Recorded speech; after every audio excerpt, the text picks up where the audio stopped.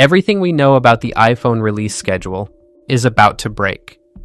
For over a decade, September has been the month, but in 2026, Apple is rumored to be doing something we've never seen before, a split launch. Reports are flooding in that the iPhone 18 Pro and Pro Max and the elusive iPhone Fold will launch on schedule in September 2026, but the standard iPhone 18 delayed until spring 2027. Why? Because of a crisis called RAMageddon and the insane difficulty of manufacturing the new 2nm A20 chip. Today, we're going deep into the iPhone 18 Pro Max, the return of moving camera parts, a battery technology borrowed from electric vehicles, and a price tag that might actually shock you. Let's start with the feature that will define this phone. For years, Apple has relied on computational photography, software fixing your photos. With the 18 Pro Max, they're going back to physics. Leaks indicate the main 48 megapixel fusion camera will feature a variable aperture system, unlike the fixed lens. On your current iPhone, this one has mechanical blades. Why does this matter? Video. If you're shooting in bright sunlight today, your shutter speed shoots up, making footage look jittery. With variable aperture, the iPhone can physically block light, acting like a built-in ND filter. The result? Smooth, cinematic, natural motion blur, but it gets crazier. Apple is evaluating teleconverter technology for the zoom lens. This isn't just digital zoom. Imagine the internal lenses shifting, physically changing the focal length from 5 times to 10 times, without losing quality. While Samsung is pushing 200 megapixel sensors, Apple is choosing optical mechanics over raw pixel count. And for the ultra-wide, they're reportedly breaking tradition, using a 48 megapixel stacked sensor from Samsung to finally fix low light noise. The brain of this beast is the A20 Pro, and this is where the controversy begins. This chip is built on TSMC's 2nm process. Going from 3 nanometers to 2 nanometers isn't just a small step, it's a physics breakthrough.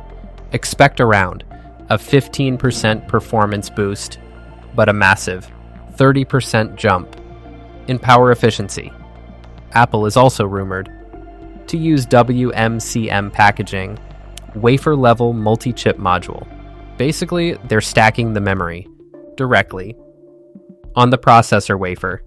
Latency drops to almost zero, and that's critical for the on-device AI features coming in iOS 20.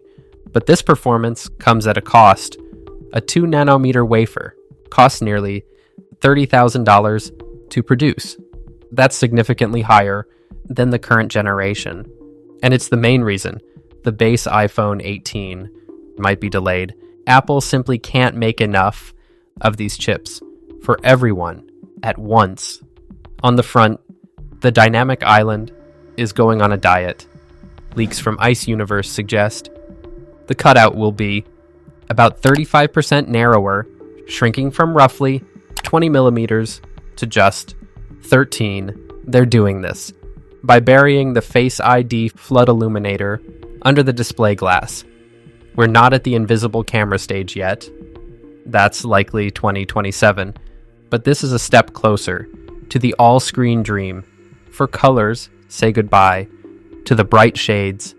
The Pro Max is rumored to lean into luxury organic tones, coffee brown, burgundy, muted purple. There are even rumors that pure black might be gone entirely, replaced by these deep shades. Powering all of this is a new stacked battery technology. By folding the internal cells instead of rolling them, Apple squeezes in about 10% more capacity without making the phone bigger. We're looking at a 5,100 milliamp hour battery.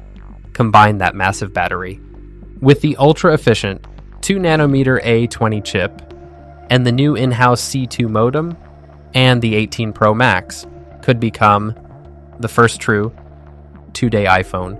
for heavy users, but we have to talk about the price. The 2nm chip is expensive, the new cameras are expensive, and there's a global RAM shortage caused by AI servers. Analysts are predicting a price hike. The iPhone 18 Pro Max could start at $1299 or even $1399. So here's the question. In September 2026, are you dropping $1,400 for mechanical cameras and a 2nm chip? Or are you waiting for the iPhone Fold? Let me know in the comments if you think variable aperture is a gimmick or a game changer. Subscribe for more leaks. I'll catch you in the next one.